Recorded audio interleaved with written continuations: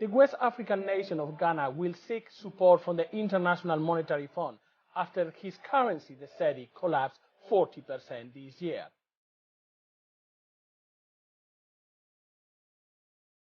Your Excellencies, of particular significance will be the signing of the Supplementary Act of Enhanced Powers of the ECOWAS Parliament.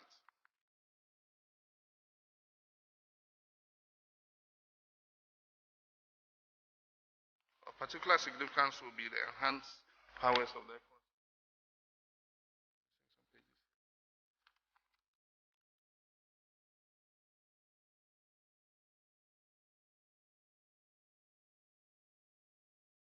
Prior to 2017, there was quite a bit of uncertainty about Ghana, and we've seen some of the comments made by the British, the French, and the EU, particularly even the US.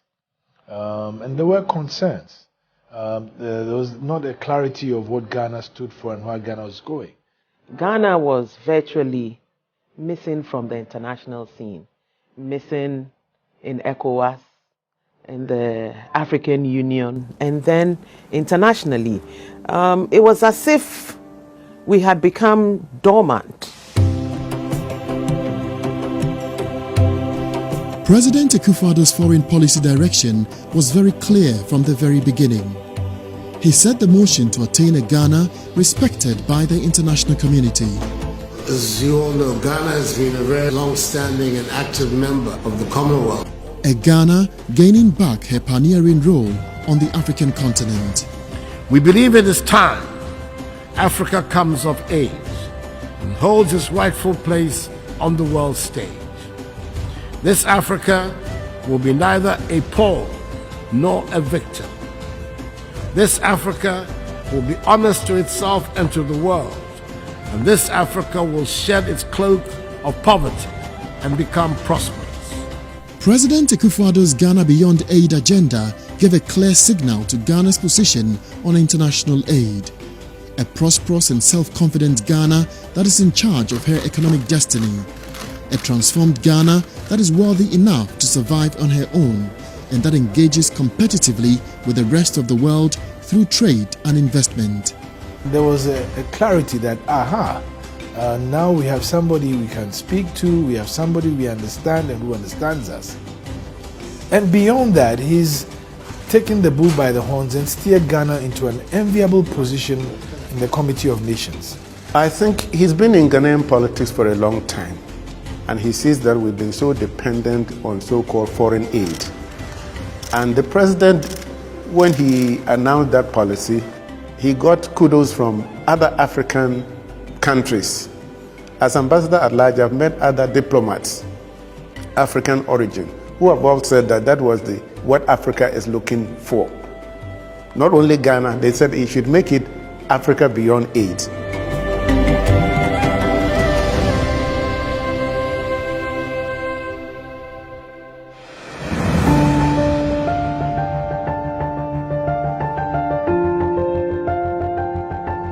Over the past 4 years, Ghana has seen an unprecedented number of world leaders and business magnates trooping into the country with the main aim of investing.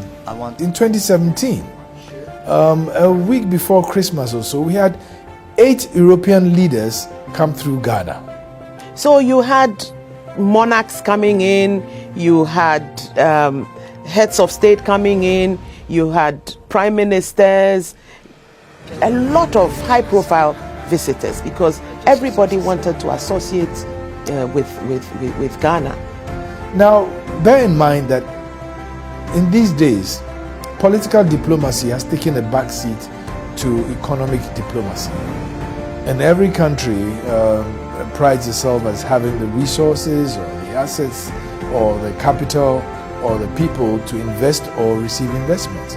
And foreign direct investment shot up because companies came to invest. We see Aka Energy, Aqua Africa solar powered water filtration systems are set up here. We see Zonda Sinotrack, we see all the interchanges. It is all about ensuring that Ghana receives what is due her in terms of projects.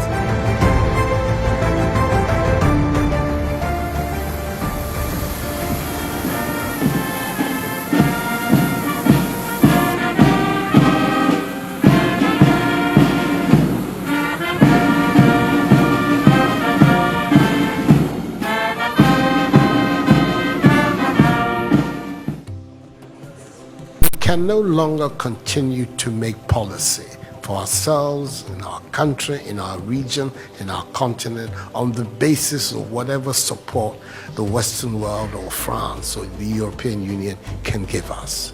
It will not work. It has not worked, and it will not work. Our responsibility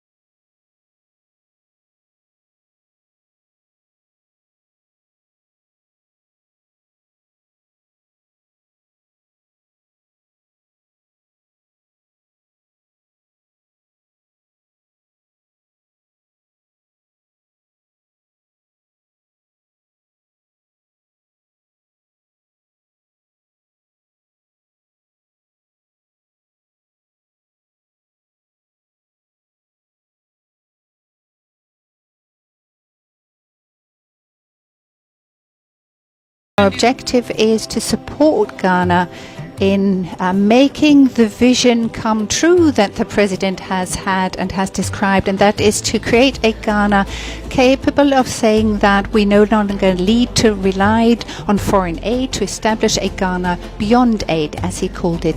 It's not an easy path, but it's exactly the right thing to do, I believe, and I'm convinced that the people of Ghana are indeed capable, are willing and ready to do just that. Through this visit, the government of Ghana and the government of Germany reached an agreement with the German car giant Volkswagen and its Ghanaian partner. For the first time, Volkswagen is assembling and ultimately producing VW vehicles in Ghana. This is the result of an MOU which was signed 2018 during the visit of Chancellor Angela Merkel when they visit Ghana, meaning that we are starting the SKD assembling plant here, and we will be moving to a phase 2. So what we see now is the phase 1 process with the gentleman, also local Ghanaian gentleman working for Volkswagen Ghana.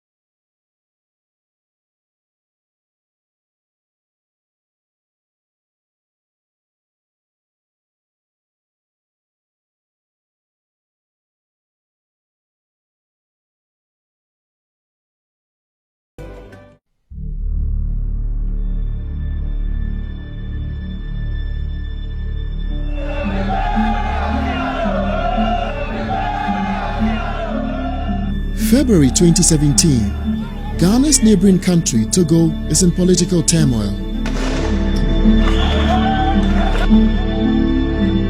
Nous en avons We're really fed up with this regime. They've been in power for 50 years now and they're doing nothing to develop the country. We want the 1992 constitution, and I can assure you that we're all engaged from south to the north in our efforts to have our constitution back. Togo's opposition political parties are demanding constitutional reforms that include term limits for the president. The regional economic bloc, ECOWAS, needed a leader respected enough by all sides to broker a peace deal. And regional leaders settled on Ghana's President Akufo-Addo to lead a facilitation team to meet all 14-member opposition coalition and government representatives in a bid to solve the political crisis. I've come here with no solution, prescription, or magic wand to impose or prescribe any solution for the resolution of the crisis that has gripped your country in these last months. It is that for all those who are assembled here recognize that in a dialogue, the spirit of accommodation, the spirit of compromise has to be at the very forefront of the preoccupations of everyone. I was impressed that he used Ghana's case as an example to try to assure the Togo opposition that if they took a certain step, they'll be able to get to where they were going. And he used Ghana as an example. For 11 years, we were under a military dictatorship, but due to the opposition exhibiting patience, we finally transitioned to democracy. This goes back to when he was foreign minister, what he did in Liberia, also in Cote d'Ivoire. Former President Sirleaf would tell you that he played a key role in bringing a peace to Liberia. President Ouattara will also tell you what he did as foreign minister in negotiating before, of course, President Kufuor would come in. He laid the foundation. So he's very skilled when it comes to mediating. One thing that he said during the negotiations at the very beginning was that he was foreign minister when Eyadema died. And he saw the number of refugees that came into Ghana, and it was a problem for Ghana to handle that number of refugees. So he kept telling them that his interest in the negotiations was not whether the government stayed in power or opposition came to power, but stability and peace of the sub-region. Within 24 hours of meeting with both sides, the opposition announced a cessation of protests in the country following the first round of political mediation led by President Nana Akufo-Addo that led to a peaceful election.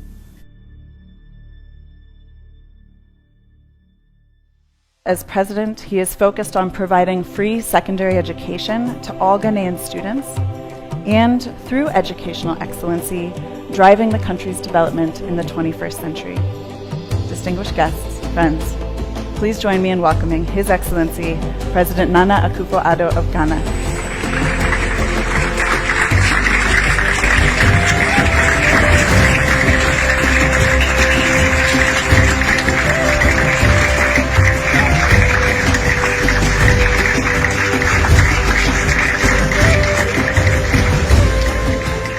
There's a set of statistics that I've been pulling out to make the point. Between Ghana and our neighbor Cote d'Ivoire, we produce 65% of the world's output of cocoa. The chocolate industry is a 100 billion United States dollars industry.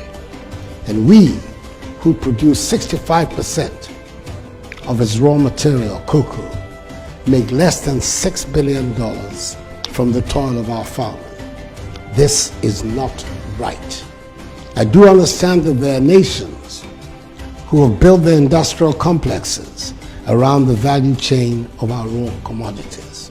It is time to change that setup. Each of these visits, the president was very, very clear to put out his vision We want to modernize, we want to change our economy from one predicated on the export of raw materials and resources into one of value addition, such that we can benefit from the higher value chains of processed goods for export. So meaning that we don't want to continue just exporting our raw materials, export our gold raw, export our logs raw, export our oil raw, export our cocoa raw, export our fruits raw. We want to add value, because when you add value, then the export revenue is increased. Thank you so much, His Excellency Nana, for that wonderful Pan-African speech. I'm very sure beyond doubt that our great ancestors, Kwame Nkrumah, Nelson Mandela Madiba, Meluka Kabro, are very, positive about what you've talked about. My name is Seguia Hilary Innocent Taylor. I am a Ugandan and I'm doing my master's in international relations here at Harvard. I wish we could, exchange you for our Ugandan president, Dictator General Yoweri Kaguta Museveni, who has been in power for 33 years.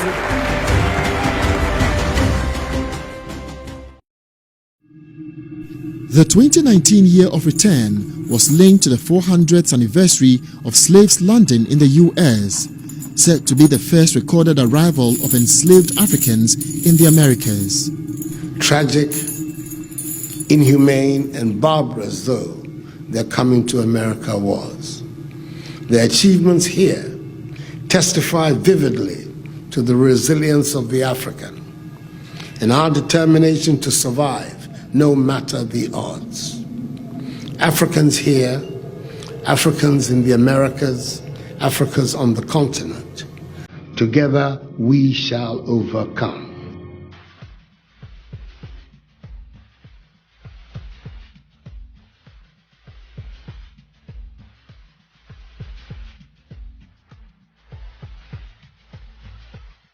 GhanaSongs.org. When President launched the year of return, I don't think even he realized how big it was going to be and how it was going to put Ghana once again on the international stage. That's a wonderful idea. I certainly applaud our visionary president. It is something that African Americans have been waiting to hear for the longest. We've always felt a certain kinship, but we never knew exactly where we were welcome. And to open the doors in this way and to give us a full embrace like this, we can't ask for more. For them, it's real. And many of them want to come and settle in Ghana. They want to come and invest in Ghana. They want to be part of the Ghanaian success story. And it's because a president opened his arms and said, "Come home. This is your home."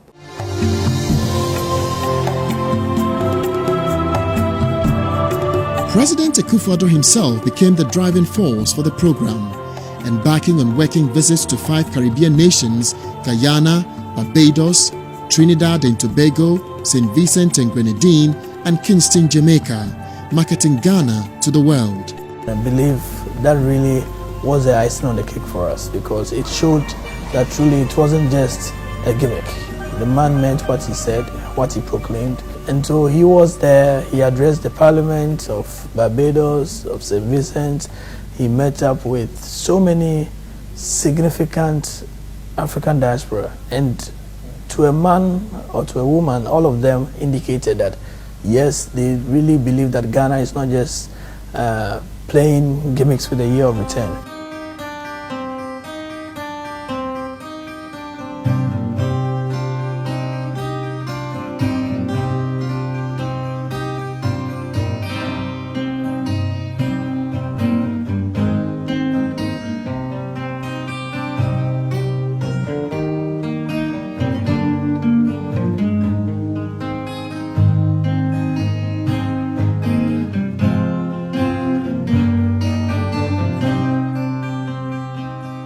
Welcome my brother, the President of Ghana, to Ilara Court, and to say to you that it has been our distinct pleasure to be able to have this President and his delegation visit us in Barbados today as part of their Caribbean tour.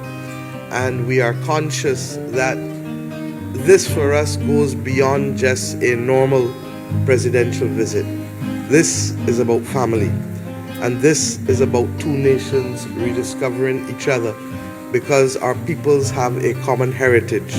And the more that we spoke this morning, the more that we became confirmed in our views that we have a historic opportunity to change the trajectory of centuries of history. We have taken a very firm decision that we're never going to permit ourselves to be in that situation again. And we think that you are joining us to commemorate this year of return in Ghana would be a very powerful statement that on both sides of the Atlantic, the people of African descent have made this commitment. You see, and it's not just welcoming people back home, it's looking at the economic aspect of what this can do as well.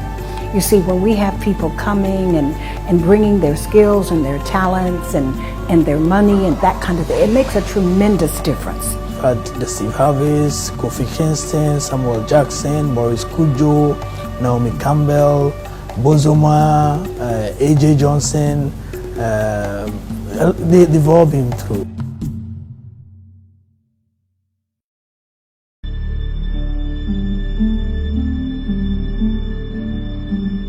While security and counter-terrorism in West Africa remained a priority, and while ECOWAS sought to help Mali navigate the formation of a new government following the removal of former President Ibrahim Boubacar Keïta, ECOWAS leaders unanimously elected President Akufo-Addo as chairman of the regional bloc.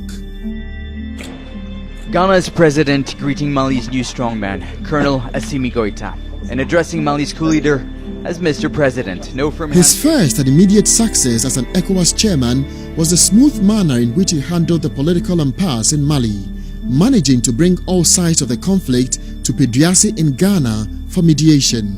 Today is supposed to be the day when the military junta in Mali is to put in place a government which should respond to the criteria we set out at our last summit of 28th August 2020. That has not been done. The circumstances of life in Mali today require that closure be brought to the matter now. The issue in Mali, it is multifaceted. It is very complex, has many issues involved. Besides the leader being a constitutionally elected leader, we have the issue of the jihadists and terrorism in the sub-region. We also have the issue of the usual opposition government forces going on. And then in this case, the military also came in.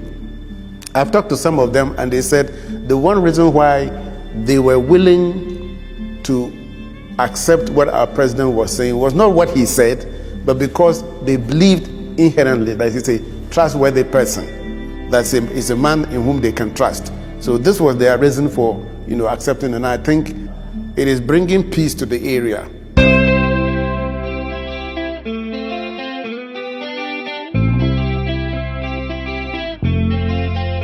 The quest for Africa to have a continental economic bloc was a major task for President Akufo-Addo, becoming an advocate for the establishment of the African Continental Free Trade Area, a debate that had raged for decades. To get a continental headquarters here is like a jewel, and I think it took the negotiations of our president calling his colleague presidents to get them to accept that Ghana had what it takes. But of course, we know that other capitals could have easily done this, but it was because of the effort and persistence of our president that it came to Accra as the headquarters. He brought to bear all his diplomatic skills.